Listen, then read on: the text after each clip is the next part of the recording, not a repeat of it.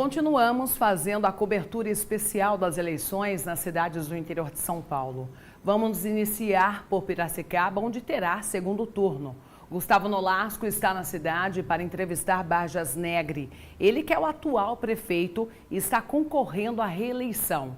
No domingo, teve uma votação expressiva nas urnas.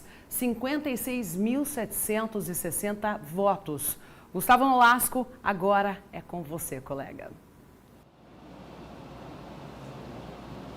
Muito boa noite para você, Marielle. Nós falamos ao vivo aqui de Piracicaba e eu quero já apresentar o meu convidado, como você disse, é o atual prefeito e candidato à reeleição em segundo turno, Barjas Negri. Em nome da Rede Família, eu desejo primeiro parabéns pela conquista em primeiro turno. Olha, eu vou tirar a máscara para facilitar. Aliás, quero justificar isso para vocês, isso é importante. Né? Além de eu estar testado contra a Covid, estamos mantendo aqui uma distância segura, por isso estamos fazendo essa entrevista sem máscara, por gentileza. Bem, olha, eu queria agradecer a oportunidade de conversar com vocês, ser sabatinado e parabéns pela cobertura das eleições aqui de Piracicaba, porque isso dá uma contribuição importante para que o eleitor possa se posicionar bem no domingo da eleição. Sim. Barjas, há pelo menos 16 anos, Piracicaba não acontecia isso, né, de ter aí o segundo turno. O senhor acabou entrando nessa disputa e agora terá mais um segundo turno. Se a prefeitura não foi comandada pelo senhor nas últimas gestões, foi comandada também por aliados. O senhor esperava, sinceramente, já uma vitória em primeiro turno ou não? Não, veja, em nenhuma das eleições nossas nós imaginávamos ganhar no primeiro turno. Você faz o planejamento da eleição envolvendo os coligados, os candidatos a vereadores, o grupo de apoio, para que você faça uma campanha e chegue no segundo turno. Porque o segundo turno é uma nova campanha, é uma nova eleição. Em 2004, nós tivemos a oportunidade de ir ao segundo turno e depois a conjuntura, a economia, o momento nos levou a ganhar uma eleição no primeiro turno. Sim. Hoje, nós estamos numa situação mais complexa.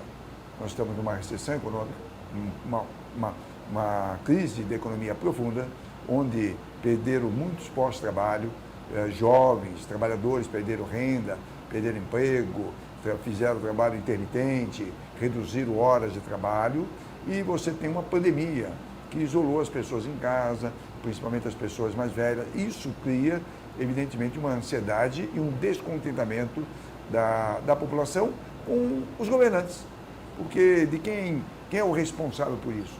É o presidente da República, é o governo do Estado de São Paulo, é o prefeito, e isso evidentemente causa um pouco de temor na população.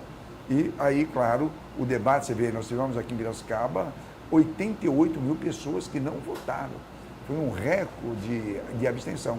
Isso, claro, levou a eleição para o segundo turno. Eu fico muito satisfeito, porque eu cheguei em primeiro lugar no primeiro turno. Sobre isso eu queria falar, Barjas. O senhor recebeu mais que o dobro de votos do segundo colocado e seu concorrente em segundo turno. Então, insisto nessa pergunta. Isso mostra politicamente o que, na visão do senhor? É um afastamento do eleitor, embora ainda o número de votos seja alto. O que mostra a disputa ter ido a segundo turno, não está mais tão confortável assim. É isso ou não? Olha, não tem uma avaliação própria. Mudou um pouco a legislação eleitoral. Nas eleições anteriores, você enfrentava 3 ou 4 candidatos. Nessa, nós enfrentamos 11 candidatos. Cada partido se organizou, lançou o seu candidato, porque qual era a intenção dele? Fazer uma boa bancada de vereador. Um partido sobrevive se ele fizer um candidato a vereador. Daí tem alguns cargos comissionados, tem uma tribuna para falar, tem um jornalzinho para fazer, e o partido, evidentemente, cresce. Então, eu enfrentei 11 candidatos. E cada candidato competitivo apresentou suas propostas, fizeram o voto. A somatória disso, evidentemente, levou a um segundo turno. Eu gosto do segundo turno.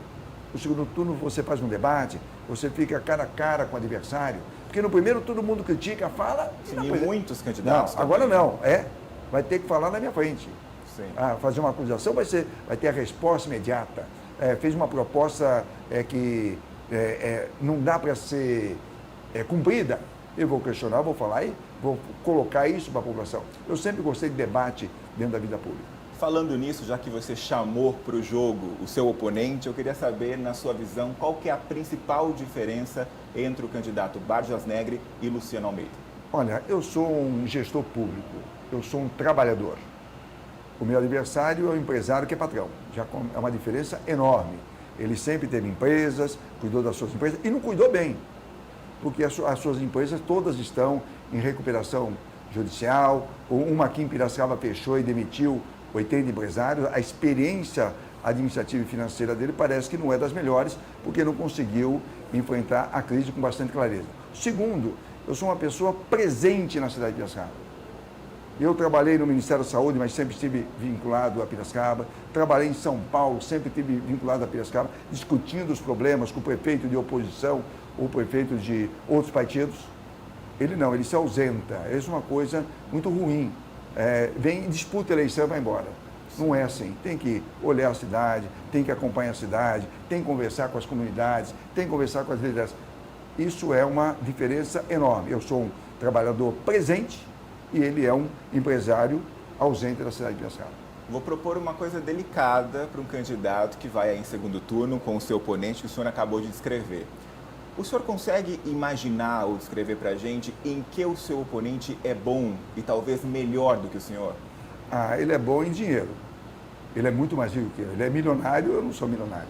Posso até, pela questão de ter uma casa, ter um terreno, ter uma patrimônio, isso passa de 1 milhão, mas ele é uma pessoa muito rica. É isso que diferencia. E tem uma outra coisa, eu não sonego imposto. Tá certo? As empresas dele têm coisas judiciais por sonegação de imposto. Isso ele tem que explicar para a sociedade. Ok. Aproveitando o assunto delicado que o Barjas colocou aqui do seu oponente, Barjas, em outras disputas o senhor já enfrentou ações do Ministério Público que pediu a impugnação das suas candidaturas. Eu vou até falar aqui a respeito porque o Ministério Público diz que o atual prefeito aqui de Piracicaba cometeu algumas atitudes ilícitas no exercício do mandato. Por exemplo, de acordo com o promotor Paulo Kishi, o senhor estaria com os direitos políticos suspensos devido a 2 condenações por improbidade administrativa em segunda instância. O que eu queria saber é o seguinte, não vamos entrar no debate jurídico nem do Ministério Público. O senhor tem a dizer ao seu eleitor a respeito disso? Olha, eu queria primeiro agradecer a pergunta, para poder esclarecer. São 2 coisas. Eu, na minha vida pública, eu assinei mais de 30 mil contratos de convênios. Portanto, autorizei licitações, autorizei projetos, autorizei repasse de recursos para o Brasil inteiro, inclusive aqui para Piracicaba. No meio do caminho, esses processos podem ter uma falha administrativa, uma planilha mal feita, um prazo que não foi cumprido, um aditamento que não foi bem explicado, uma planta que não estava correta, um memorial descritivo que não estava bastante claro, que o Tribunal de Contas apontou. Isso é uma falha administrativa e isso é que pesa para mim. No entanto, eu não tenho nenhum processo por corrupção, nenhum processo por desvio de dinheiro público, nenhum processo por enriquecimento ilícito. É isso que torna um político inelegível, isso que o classifica como sendo um político de ficha suja. Não é o meu caso. Todos esses processos que são apontados pela oposição há 4 ou 5 anos são processos administrativos. É diferente de quem fez algum desvio de recurso público. Não é o nosso caso. Isso eu vou poder debater em qualquer lugar. A gente tenta falar. Numa eleição de primeiro turno, isso fica muito camuflado. A tua pergunta é a primeira vez que me faz a pergunta que eu tenho a possibilidade de fazer uma resposta para explicar ao eleitor de Piracicaba. E o promotor público, ele tem essa tese, que foi derrotada pelo judiciário. A sentença do juiz diz que não é isso. Eu sou um cidadão de ficha limpa. Muito bem. Eleito aí para o segundo turno, né? Ele avançou de fase para disputar a eleição. Vamos falar com o eleitor, já que o senhor também chamou o eleitor aqui para a nossa conversa. Caso, então, o eleitor volte a escolher o seu grupo político para comandar Piracicaba, eu acho que todo mundo quer saber também a respeito disso. Quais seriam, Barjas, as prioridades no governo logo de cara? Janeirão lá, chegando, não é? Entrando na prefeitura, um ambiente que já é muito conhecido pelo senhor, mas a gente está numa situação muito diferente de outros anos. Então, quais seriam as prioridades de um novo governo Barjas Negri? Olha, não tem muito segredo no setor público. Os 11 candidatos falaram, fizeram um monte de propostas. No setor público municipal, as regras são muito bem definidas. 25% dos recursos são obrigados a aplicar na educação. Nós temos uma rede de educação que tem 3.500 funcionários. Só eu construí nos meus mandatos 45 creches e 27 escolas.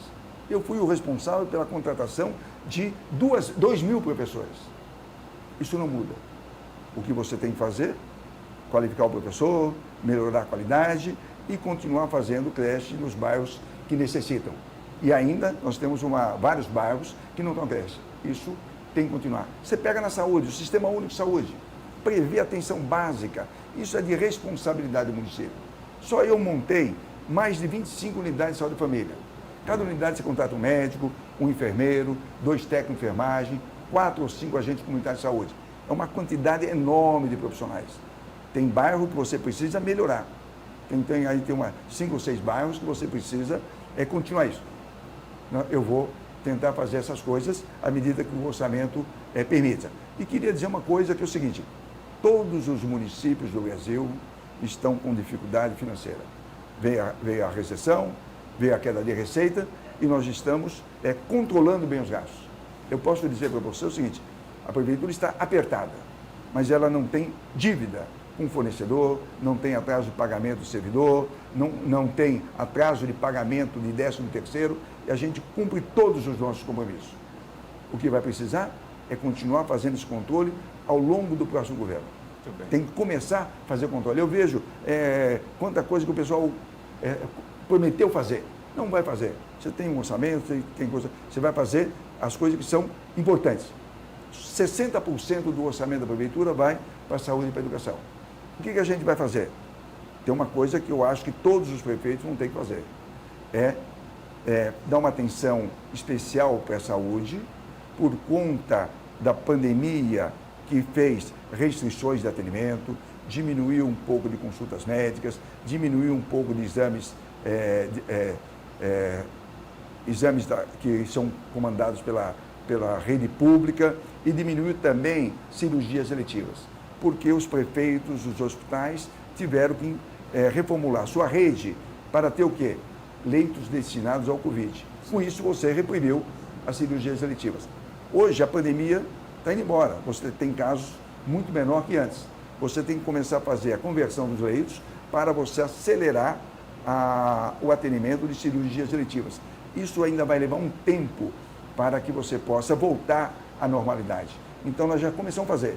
Mas para o início do próximo governo fazer um pouco mais de cirurgias eletivas, fazer um pouco mais de consultas médicas, um pouco mais de exames que são demandados pela rede de saúde da prefeitura, para que a gente diminua a fila e atenda essa população. O Bajas, para ficar claro para o eleitor, o senhor atacou aí principalmente a questão da saúde, é o que todo mundo está apreensivo, pelo menos é ventilado nesse momento, e a gente vê o noticiário, inclusive internacional, uma possibilidade de segunda onda, existia a expectativa aqui no Brasil, inclusive, de que a partir do resultado da eleição já viria um discurso forte novamente sobre uma segunda onda da Covid e isso iria realmente prejudicar muitas situações. Então, a saúde, a gente pode carimbar dessa forma, seria a prioridade inicial do governo. É isso.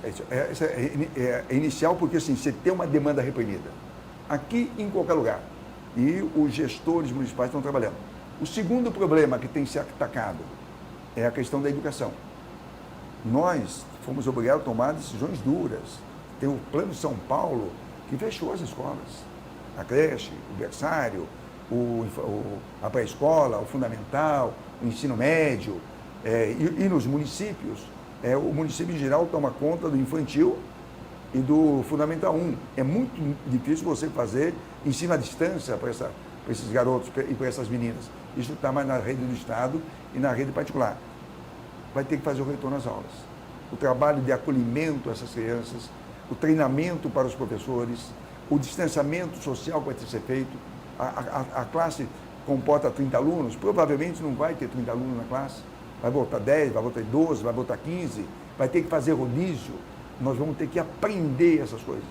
Os professores, os diretores, os supervisores estão conversando para que tenha um protocolo, para que no final de janeiro, quando as aulas retomarem, a gente possa dialogar bem com o pai, dialogar bem com a mãe e fazer com que a gente atenda bem essas crianças. O ano de 2020, ele está praticamente perdido. Como você vai recuperar isso ao longo dos próximos anos? A gente tem que ter uma atenção especial nessa coisa. Ô, Barges, a gente tem mais um pouquinho de tempo, pouquíssimo. Peço que o senhor seja bem objetivo para a gente encerrar esse primeiro bloco. Daqui a pouco a gente volta a falar sobre a composição da Câmara também, questões políticas, que o Barges já pincelou lá no começo da resposta, mas ainda sobre a pandemia. O que define muitos candidatos virou praticamente assim, você está desse lado ou daquele em relação ao que fazer com o comércio diante da pandemia. O senhor seria aquele candidato que concordaria, é do mesmo partido, do governador, mas concordaria com um fechamento de novo do comércio, ou o senhor tem uma outra visão a respeito do tema? Olha, eu queria dizer assim, eu trabalhei no Ministério da Saúde. Eu faço uma crítica ao comportamento de algumas ações do Ministério. O Ministério teve um bom papel em todo esse período, mas ele falhou na questão da comunicação. Você tem que ter uma comunicação nacional. Barges, por gentileza, só para a gente respeitar o tempo, me desculpe, a gente vai fazer um intervalo breve, a gente retoma esse assunto e outros também no próximo bloco, tudo bem? Tudo bem, tranquilo. Não saia daí, eu volto com você, Marielle, esse primeiro bloco quente, daqui a pouco a gente volta a falar também sobre o oponente de Baixas Negras, Luciano Almeida. Não saia daí, tá?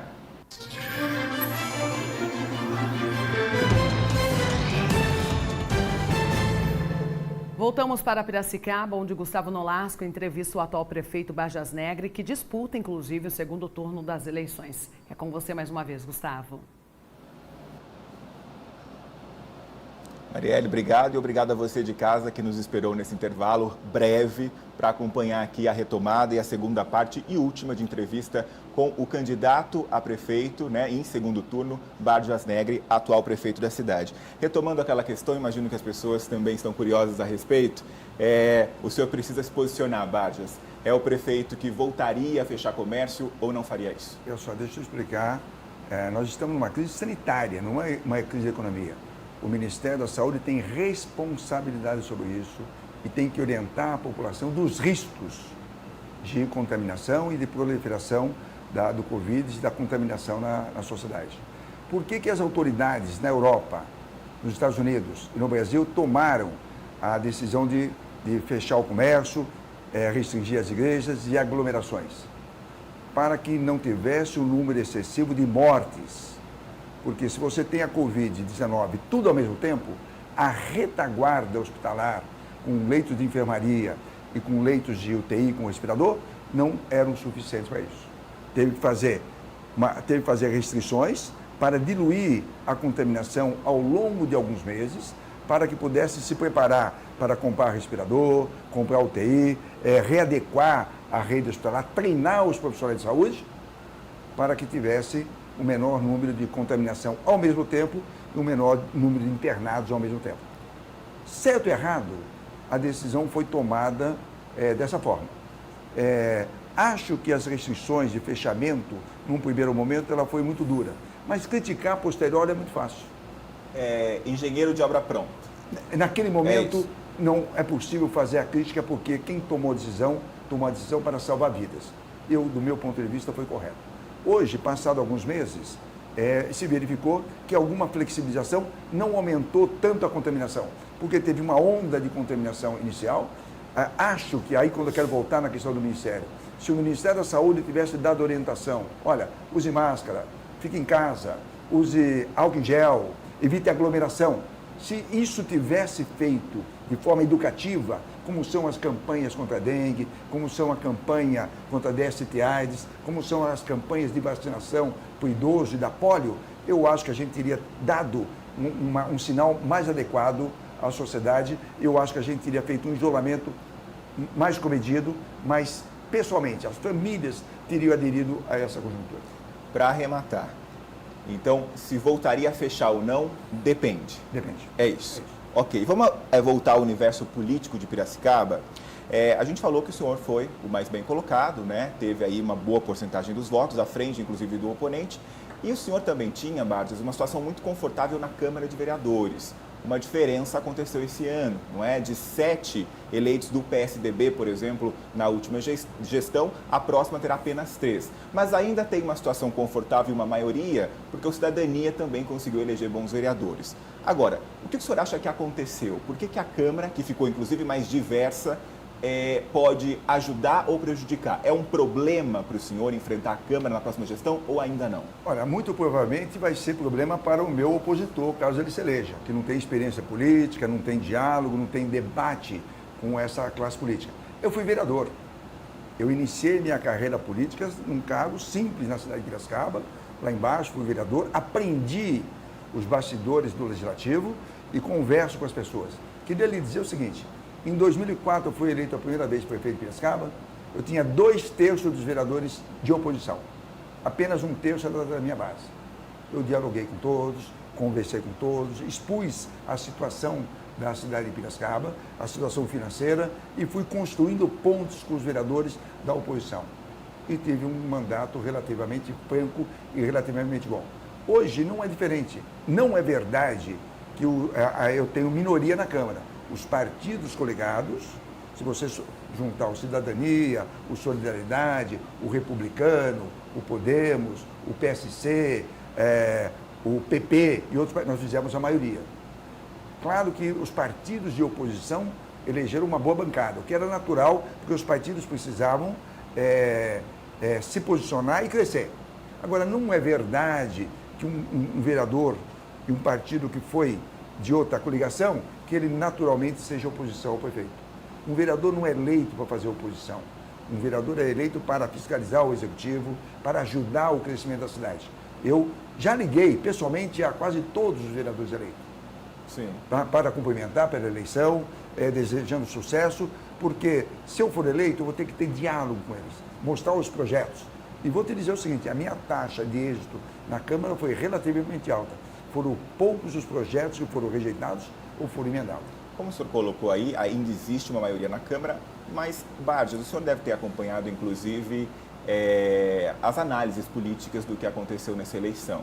E o que tem sido ventilado é uma possível retomada, um renascimento de uma esquerda, diferenciada, não aquela apontada encarnada na figura do PT. A gente viu, por exemplo, muitos candidatos do PSOL conseguindo, a situação em São Paulo, por exemplo, com Guilherme Boulos chegando ao segundo turno. O senhor também consegue ver esse movimento ou ainda não? Olha, em geral, eu não concordo com esses analistas. Eles são analistas de momento, não é bem assim. O que você verifica é que você teve eleições de prefeitos na maioria de centro,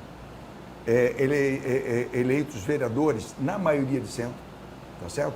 Os candidatos que foram eleitos de esquerda têm, em geral, mais evidência na mídia.